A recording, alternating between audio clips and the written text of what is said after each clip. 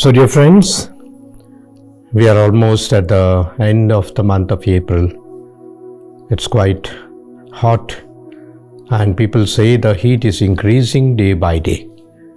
We are looking out for the rains now, and surely God will have something for us in everything that happens in our life.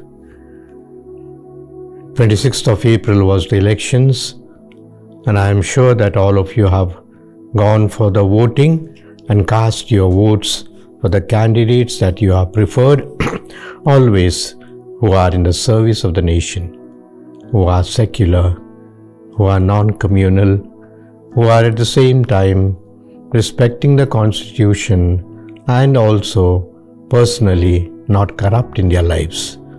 I say this because the other parts of Karnataka and also the other states also will be going for elections, and I have told that for the Christians, casting the vote is a holy duty. It's a holy responsibility. It's not just another exercise that we go through. It would almost amount to sin if you do not vote, because we are betraying the country. In a way, we are betraying our God Himself. So therefore, the rest of us who have to still go for voting, please make it a special day for you. Take a day out. Perhaps those who are outside can come also. And those who are here, prepare yourself. Don't take a holiday, especially on this day of the elections in the other parts of Karnataka and India. Let me start with a message, the spiritual message for this week. It's something special, it's something personal. I say personal because, things work out better when you are interested in someone and someone is interested in you, or rather someone loves you. And we see that with the effect of Jesus' love in us, we can do many, many good things.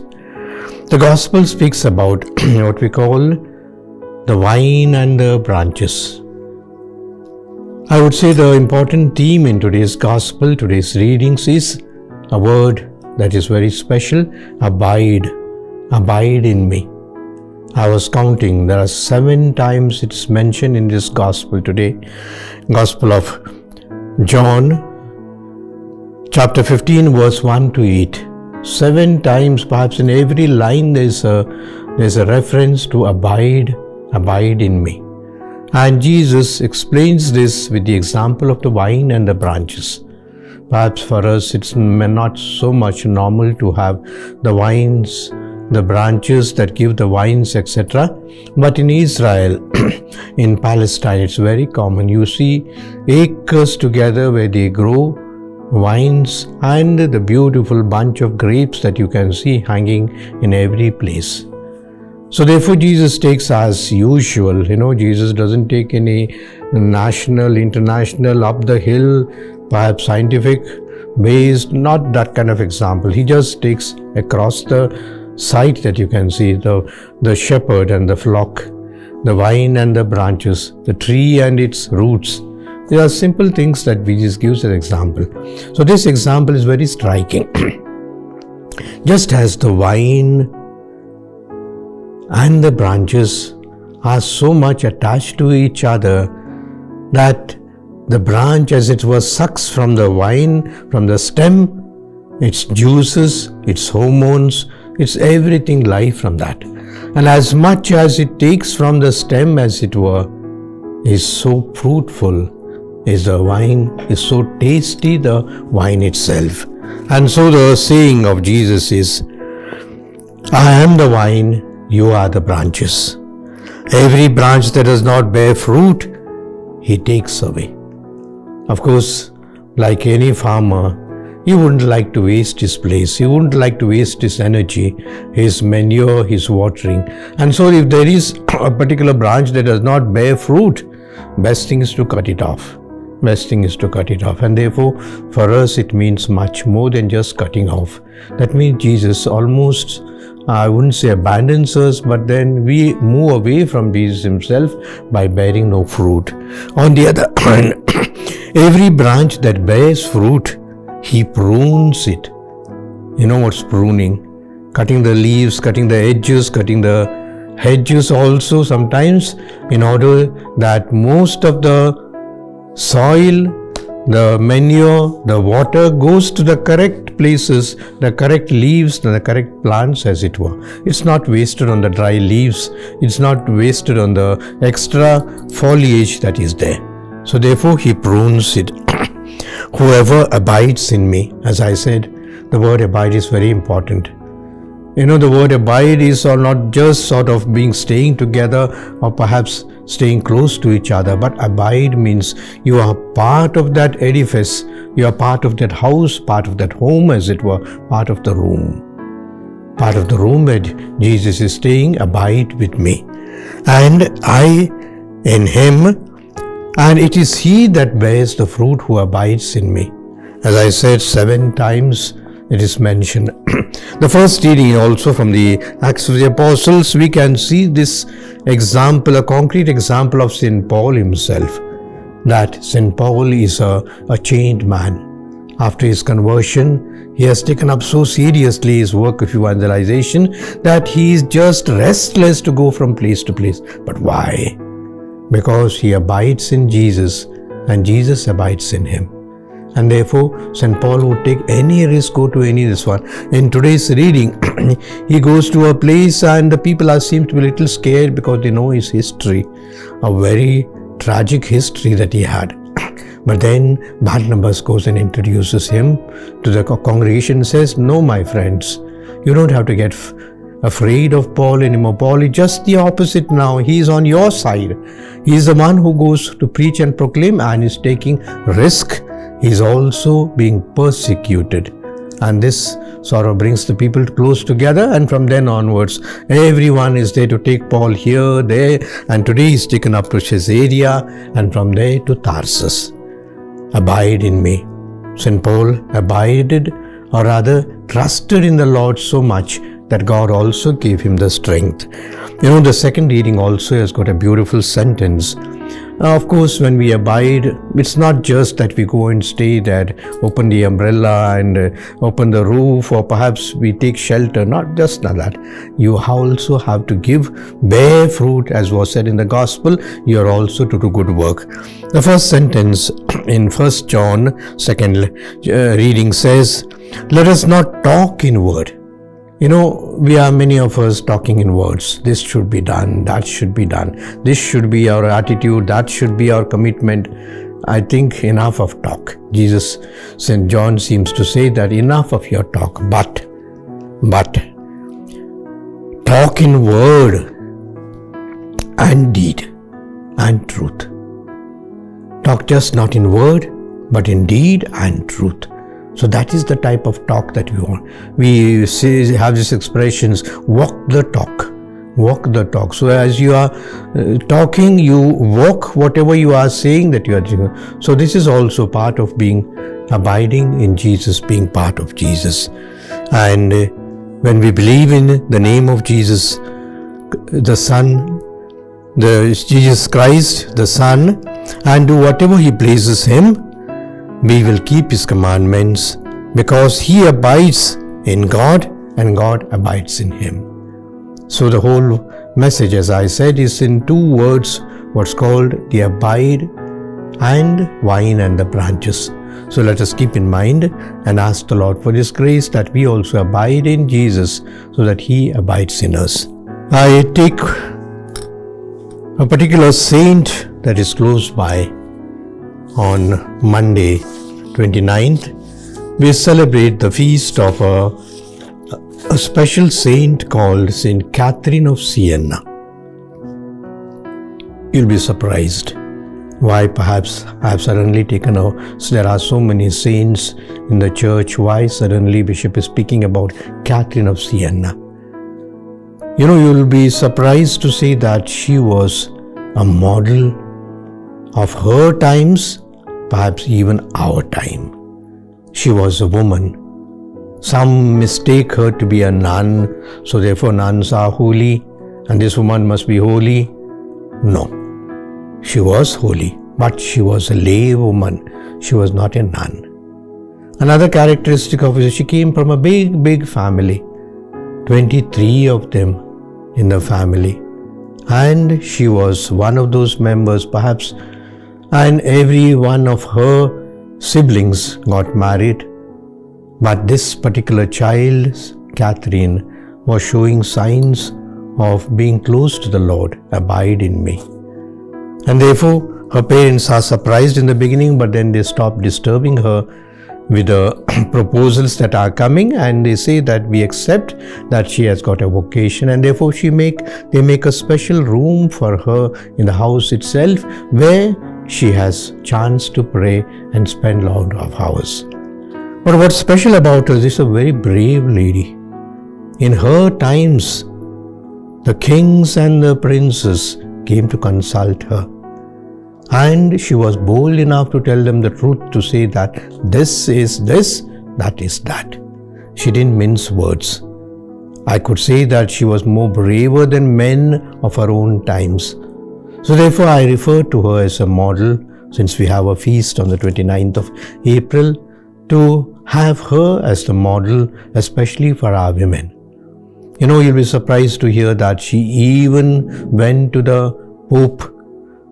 The Holy Father, popes that time were imprisoned or rather exiled from Rome to a place called Avignon in France. And they were not wanting to go back because there was so much hostility in Rome. There was perhaps a little fear also, persecution also. So therefore they were not wanting to go back. But Catherine goes to the Pope and said, why not? That is your seat. This is not your seat. You have to go back, and we are there to protect you. We are there. And after a lot of discussions, dialogues and counseling, the Holy Father takes the step to go back to Rome. And of course, the history says nothing much happened in order to sort of send him back or perhaps to endanger his life. But then the advice of Catherine at that time was very useful even to the Holy Father, meaning to say that the highest seat of power in the world, the kings and princes, and also the church. So we pray to Saint Catherine in a very special way today, that to empower our women. Perhaps we also, though it is, this lady, Catherine, was born on 15th of March, 1347, almost 700 years ago. And she died on 29th of April, 1380, at a young age, almost a little less than perhaps around 40 years.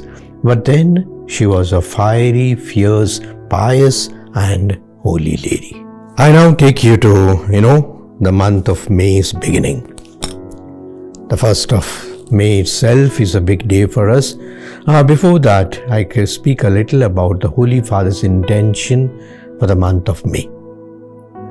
The Holy Father tells us to pray very specially for religious vocations and also for seminarians. It's a special request from the Holy Father. World all over, vocations are lessening. There are not many people volunteering for priesthood. There are not many people volunteering for religious life. There are not many people also wanting to be sisters. The number is dwindling. And therefore the Holy Father says, not that. There's a big crisis as such. Of course, there is crisis in some countries, especially in Europe, where there are no priests. The parishes, 3-4 parishes are put together. The religious are also not there. Of course, you can't find sisters except in some hospitals or old age homes. But our country, fortunately, is blessed. But we also feel the pinch of vocations. So therefore, the Holy Father says, let's pray together. Not that there are no vocations. Perhaps the vocations don't come because maybe we are not very much worthy, or rather we are not given a good example to the new generation. Or it may be the new generation has got more attractions, the IT, BT world with so many software, hardware, so many jobs available and so much of attraction, so much of distractions in the world that also could keep our people on.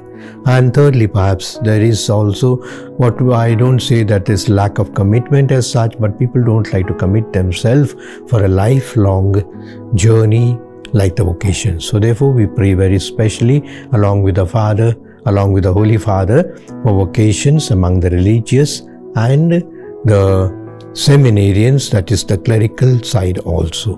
The month of May, as you know, is also a very special month of Mother Mary. You know, in some languages, Mata, Mai, May. So therefore these all go together. And so the month of May is considered also the month of mothers, and very specially the month of Mother Mary.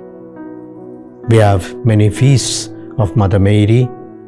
We have the feast of 13th of May, the first apparition at Fatima that we celebrate.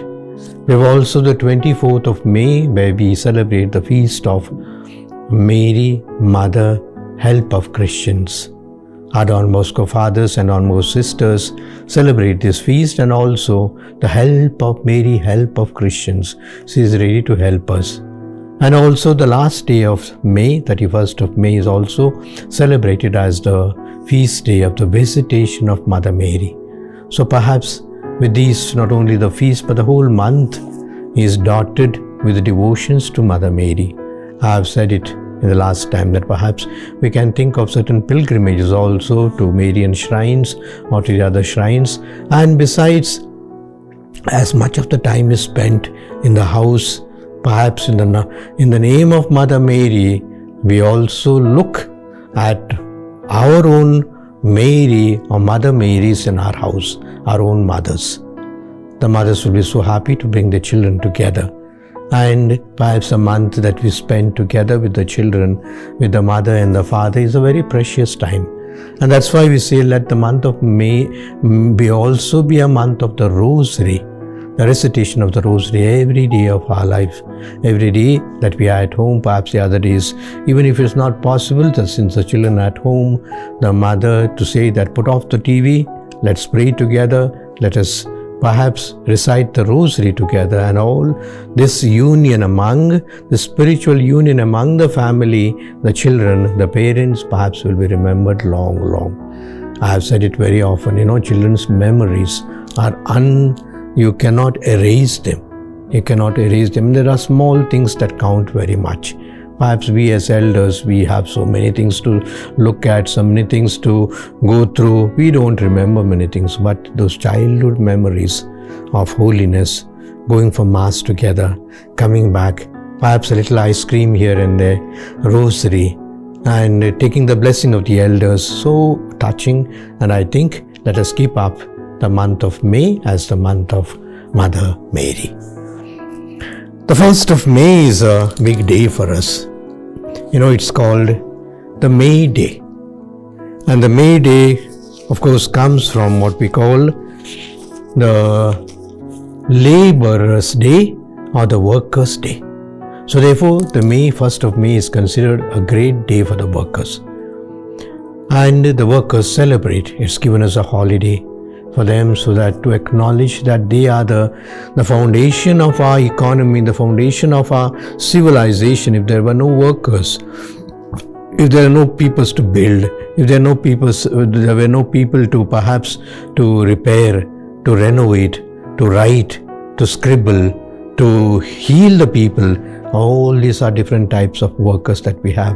The doctors, nurses, teachers, engineers, architects, the officers, the clerks, the road makers, the road cleaners, the domestic workers, the coolie workers, the masons, and so many others types of workers that we have. And so all of them celebrate 1st of May as the May Day. We are told that it goes back to 1986 when first time in US, in the United States, this day was celebrated as part of the struggle of the workers to fix their day hours. Earlier, the worker was a worker. He was just at the beck and call. He had to come early in the morning and stay late at night. You are a worker. But then all the workers got together and they organized along with the leaders and said what's called 8 hour.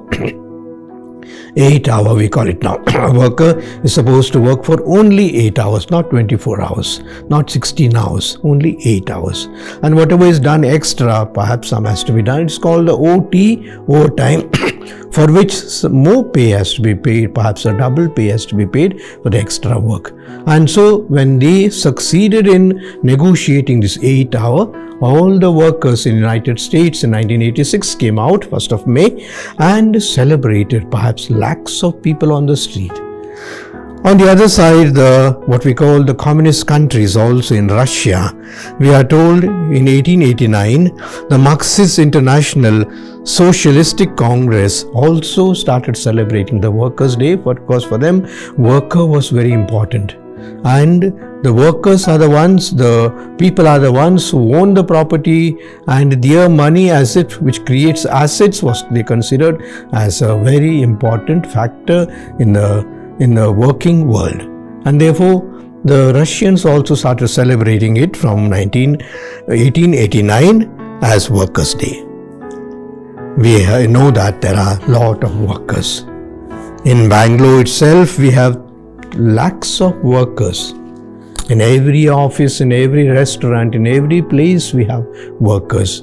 And nowadays to this list of workers is also added what's called the migrant workers. Perhaps their lot is very much precarious because they come with a lot of dreams. Someone has told them the cities, the metropolitan cities like Bangalore, Bombay, Calcutta are the place where you can get a lot of income. That's true. Of course, the income or the wages is much higher in the cities. So they come, but unfortunately not prepared. They don't have houses. They stay in small places. They stay in slums or in sheds, as it were, and they go for works. And some of them go for work and work and work. There's no such thing as 8 hours for them. Perhaps 8 hours they would work in one place, another 4 hours in another place, another 2 hours in one place. We have seen women, especially what we call the domestic workers, they go from house to house, 3 hours here, 2 hours there, 1 hour there, sometimes carrying their babies and going round and round, trying to find. So these are the people we especially celebrate, and we think, what is their dignity? The church especially stresses on this, the dignity of human labor. For us, fortunately, we also celebrate the feast of St. Joseph. St. Joseph the worker, we call it. St. Joseph the worker, whereas 19th of March we celebrate also the feast of St. Joseph, the husband of Mary and father of Jesus. But today we stress on his worker's role as a worker. And St. Joseph also was one of the menial jobs that you did as a carpenter. The carpenter has no fixed timings. The carpenter has no fixed wages. The carpenter is seasonal, and perhaps something that gives and something he depends on nature. He depends on the generosity of the people, and that was his work. And that is why the church has also sought in him to be patron of all the workers of the world, because he knows what it means to work, what it means to be precarious, what it means to be uncertain life and economy, that he has to look after his family. So therefore, like St. Joseph, we say all the workers should have dignity. They might be workers. We don't perhaps calculate their personality by the amount that they give. This man gets 500 rupees, that man gets 5,000 rupees. So therefore, that man who gets 5,000 is a bigger man for us. Not necessarily. We are all human beings. And we have the same dignity. Whether you are getting 500 rupees or 5,000 rupees, it's the same respect, it's the same perhaps honor, it's the same perhaps concern that we exercise for each one of them. And so, my dear brothers and sisters, let us celebrate this day of May Day, we call it, the day of St. Joseph also, in a worthy manner, especially taking care of our workers and having a little more concern for them and giving them their dignity. The 2nd of May is a very special day for our Archdiocese.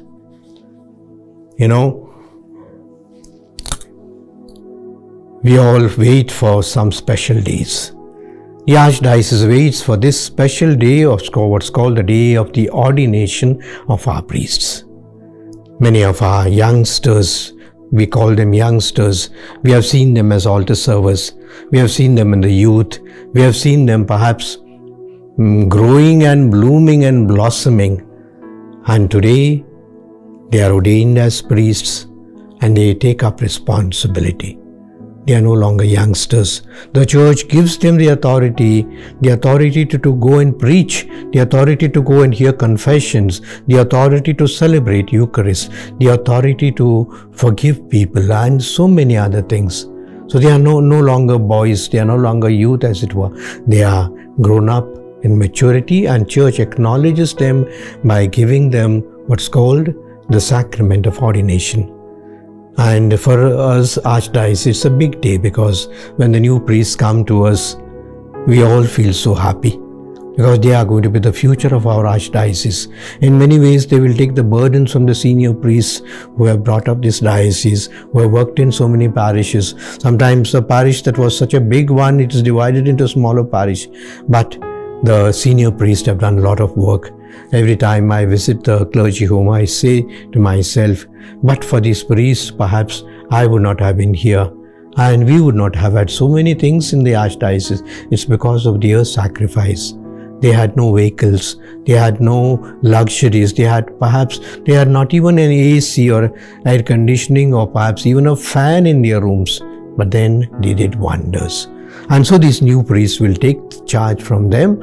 Perhaps the first year of their priesthood, I send them to the missions to experience the poverty, the hunger for the word of God, especially in North India or North Karnataka. And then they come to our diocese to be appointed in the different priests of our diocese. So we will have 7 new priests this year.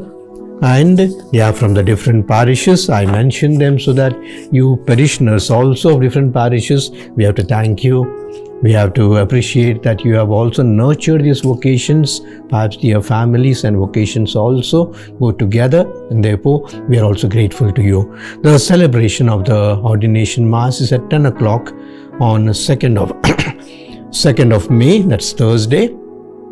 And we all perhaps put together, we will all be there, and you parishioners are also welcome for this celebration. I just read out the names so that you know from which parish they are. Deacon Pavan Anthony. Now they are deacons, they become priests. Only the deacons can be ordained as priests. So Deacon Pavan Anthony, he is from Holy Rosary Church, Harobale. Deacon Anthony Raj, he is also from Holy Rosary Church, Harobale. Harobale has given us so many vocations. This year we have 2 for our Archdiocese, and of course earlier we had so many other vocations and also religious. And from Harobale there are some priests who have also gone out of the diocese. They are in Gujarat, they are in North India, so many are there. Bless Harobale very specially. Deacon Vicky DS, he comes from St. Peter and Paul, Rayarpuram Parish. Deacon Anthony Leo Dominic, he comes from St. James Church Parish, Marianpalya. Deacon George Nigomius, he comes from St. Jude's Parish, Ratinagar. Deacon Edwin D'Souza, he comes from St. Joseph's Parish, Anekal.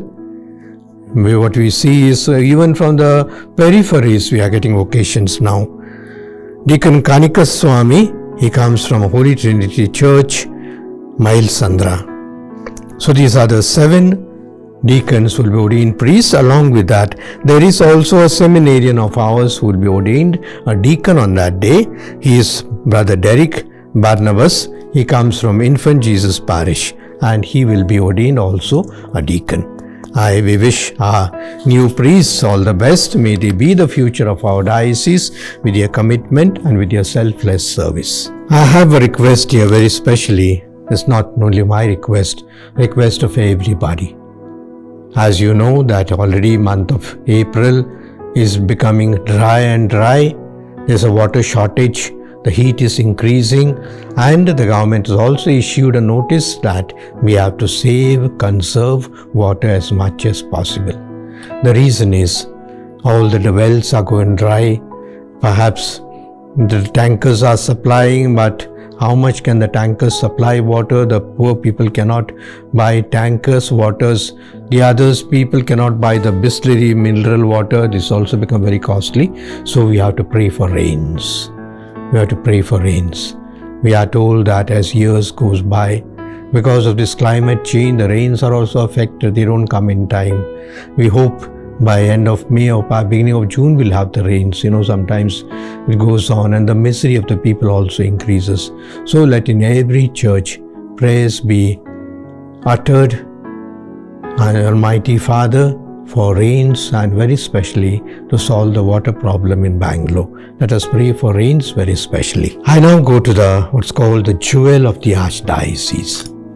I have started this feature in order to bring out certain perhaps jewels.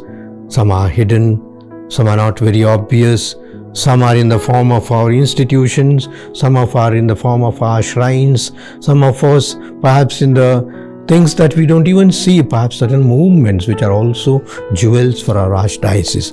This time I have taken a very special jewel which is not very far, which is in the center of the Archdiocese. That's called St. Germain's Academy, or the school, the PUC, etc. that we have. St. Germain's institutions. Perhaps someone might ask me, why this word German? Does it mean German? Actually the rickshaw drivers and the other poor people who do not know the proper significance of the word and the name, they say German school. And in fact myself in the beginning, I thought this was a school that was founded by Germans, and that's why it's called a German school. It's interesting to know that it's called German school because of a certain priest who was German himself.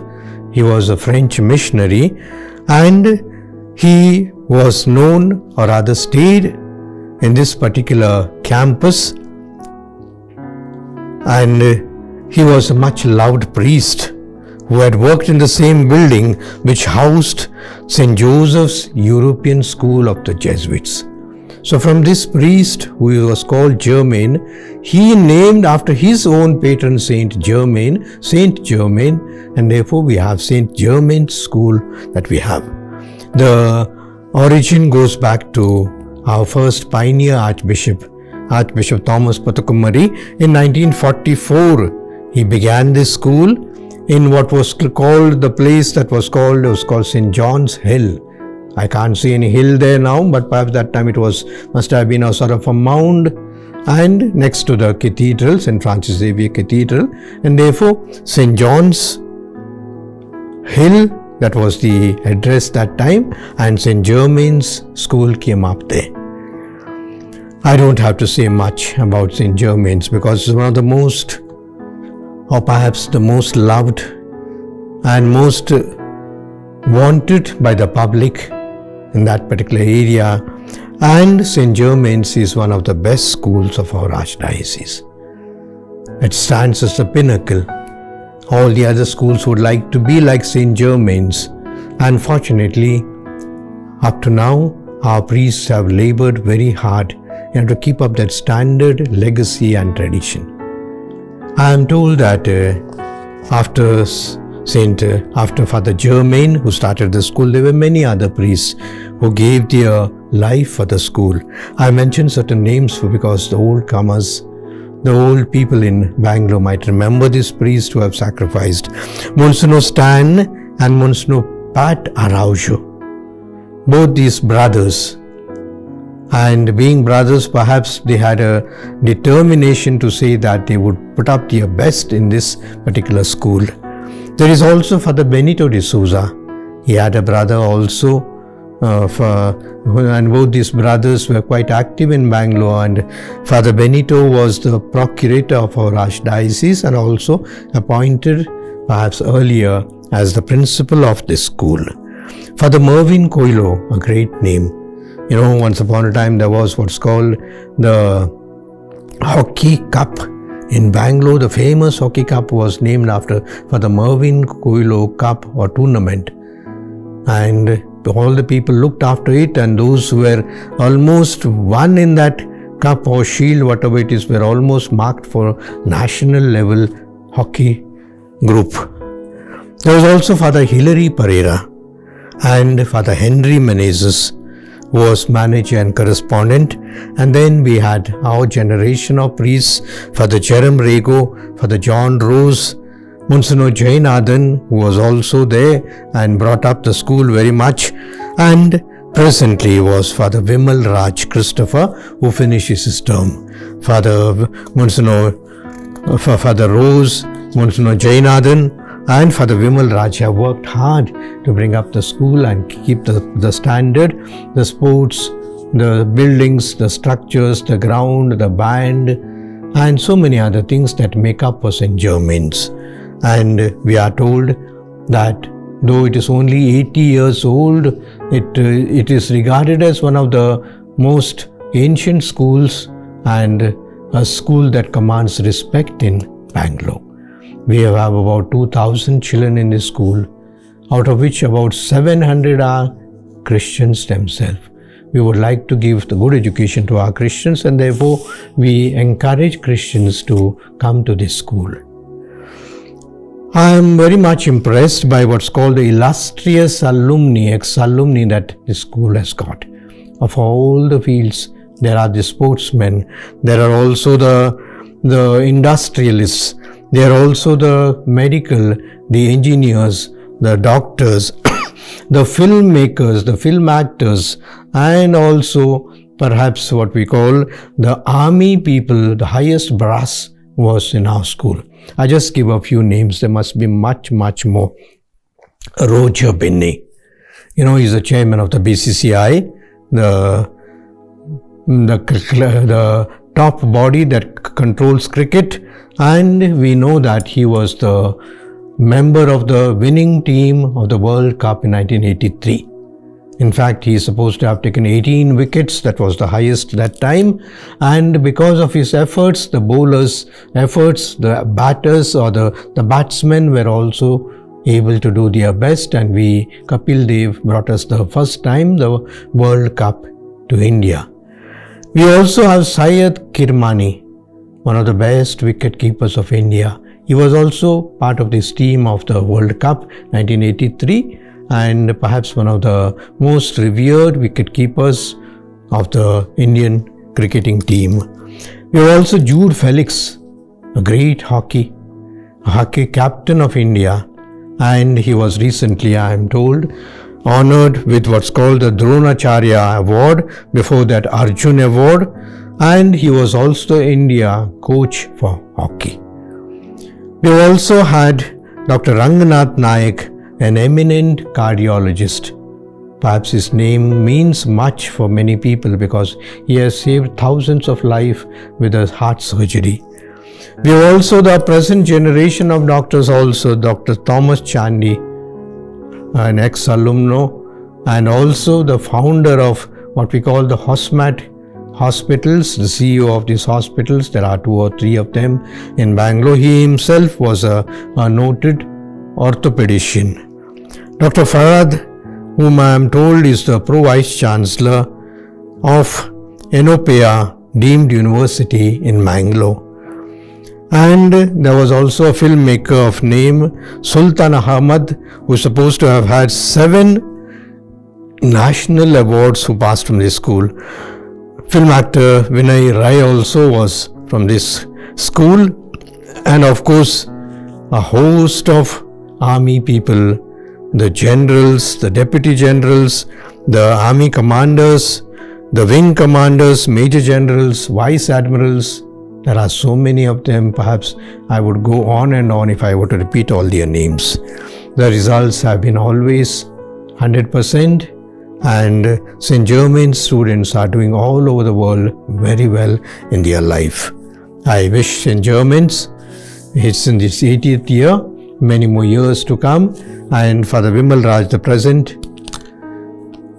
manager and correspondent and director, he has also planned a new building, keeping up the facade of the school as it is, because that's a heritage type of building.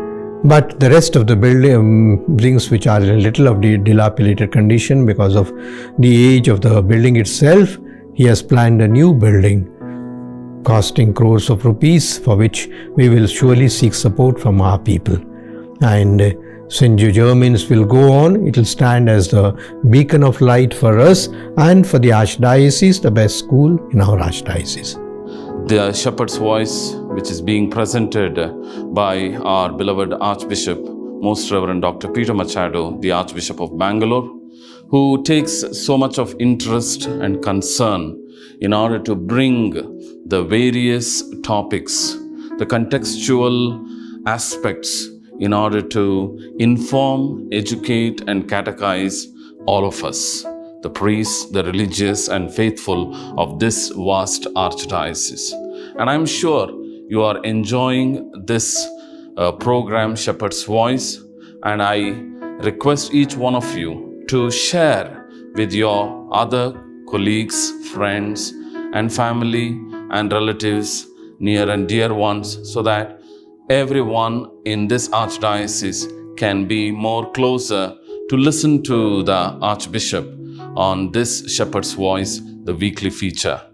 My dear friends, as I've always told, that this is a wonderful platform wherein we can connect to the shepherd of this archdiocese, wherein he brings in the interesting topics in order to increase our devotion and love towards God, and also to know the spiritual matters that concerns our faith. In a very special way, you are most welcome to ask your questions, queries, and you can send them to us at archdblr@gmail.com, and you will also see our mobile number in and through which you can connect with our media center, Ave Studios, and the Archdiocesan Communication Center. Please do write to us your feedback, your opinions. Thank you. Continue to watch and continue to share with others.